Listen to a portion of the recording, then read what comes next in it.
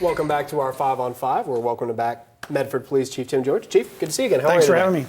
Congratulations on your retirement. Thank you. So you're retiring in the beginning of December? I'll be officially a PERS retiree December 1st, but I'll be back hourly just for a couple of weeks to take care of some unfinished business, some transition, a few things, and then that'll be it for me. Probably not any later than Christmas time, that'll be it for me. Okay, very good. So why? Why retiring? You've only been chief for 3 or 4 years? 4.5, since 2011, but that's probably 50% of it's the PERS scenario, just because I'm a very long time PERS employee, and they're making some changes to the person. So that was about half of it. The other half of it is that 38 going on 39 years is a very long time, and I have some things that I need to attend to, and it's time for me to attend to those things. One of the things you've talked about making a priority for the last several years is building a new police station. Oh, absolutely. And now you're finally getting it, but you're not going to be there in an official capacity. I imagine you will be there at the opening, right? Maybe I'll run the big scissors and cut the big ribbon. But, in plain clothes. Yeah, in plain clothes. So, but it was the building was never about me. It was about MPD. It's bigger than any one individual, any one thing. It's really about the community. The community is going to benefit from that. It's going to make the police department bigger, better, faster, quicker, a place where people, the hospital theory, that's where I go when I need help for the police, because right now we're for the last 40 some years we've been in this mixed building that's really been office building. Really been unsafe. It was never designed to be a police station, and so we've been in about 13,000 and some change square footage with 160 people in it at any given time, counting volunteers. We can't even bring on more volunteers because there's no place to sit. So it'll be a very good thing and well-deserved, and the community will be proud of it. I just fortunate enough that I got to help push it along. But it wasn't about me. It wasn't about me in the corner office or the Understood. The fancy furniture or whatever. It's going to be there's nothing fancy about it. It's going to be pretty basic, and it's going to be space that's needed to train, to have community meetings in, to actually hold prisoners temporarily while we interview them. I mean, there were times in my career where we had to interview suspects in cars in the parking lot. And even right now, we have to clear a public elevator to move prisoners from one floor to another. We have to clear public restrooms. I've been let out of elevators. I mean, there's just like a lot of this. things. That you shouldn't be escorting Measure 11 suspects through public hallways around other people. It's a very unsafe place. So, all right, what are the biggest secrets in this community that you found?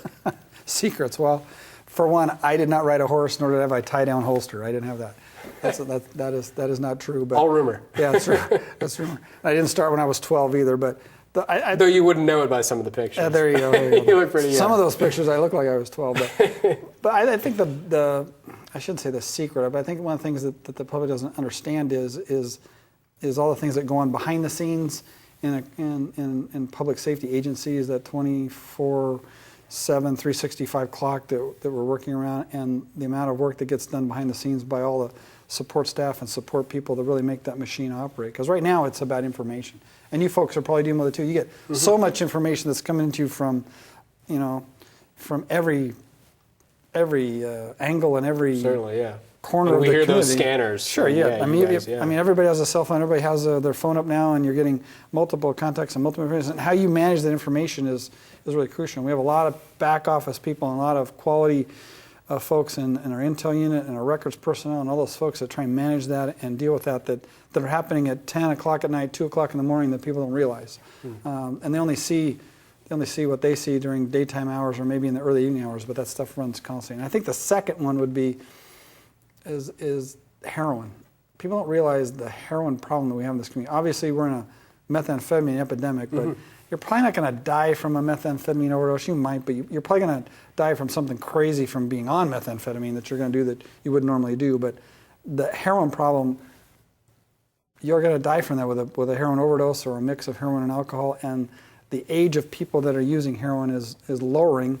And you have people that were using a prescription opiate that can't get that prescription opiate any longer, and they're turning to the street drug of heroin. And the amount of heroin that's out there and the amount of heroin that we're seeing with people, it's alarming. Because in my day, a heroin addict was someone that was an old-time person that was an old-time drug user, and they were a pretty close-knit group, and they were all needle users, and they got their heroin from one person, and it was this potency. But now it's spread out all over, and if you're not sure who you're getting your heroin from, you don't know what the potency is, and that first dose could be your last dose kind of a scenario. So It's a very, very lethal drug. The age of people is dropping. Now we're seeing people in the 18 to 22-year-old range injecting heroin, which is crazy. Yeah. And people have to understand the lethality there and how dangerous that is. And as a community, there has to be that. I've talked this before, but urgent care. You see urgent care clinics all over the place for physical ailments. Well, there's going to need to be, in this community, in this region, in this state, in this country, urgent care for mental health. You should be able to go to a strip mall and go to a urgent care clinic for mental health and urgent care clinics for treatment, because those are true lifesavers and true crime preventative measures that needs to be accepted. It shouldn't be that dirty little secret that so-and-so has a mental health issue that we don't want to talk about, or someone has a opiate addiction that we don't want to talk about. I mean, there's programs now where people are bringing people to police departments to take them to treatment, which is a whole nother way of looking at public safety. But those things, I don't want to call them secrets, but I don't think the public realizes how much of it's out there. Interesting. All right, well, I wish we had more time. Hopefully we can get you again before you officially One more time before I head out into the sunset. So. Very good. Thanks for coming. Thanks for having me. Stay with us. We'll be right back.